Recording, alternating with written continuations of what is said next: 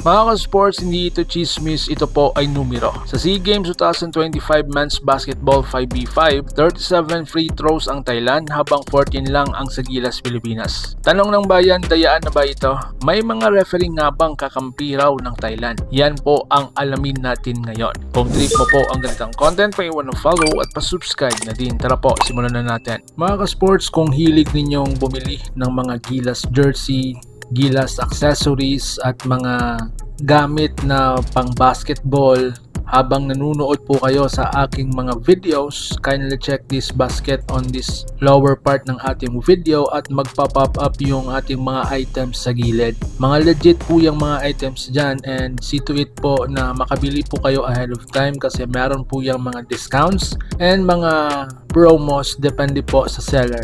And also, kunting suporta din as a content creator po. Salamat!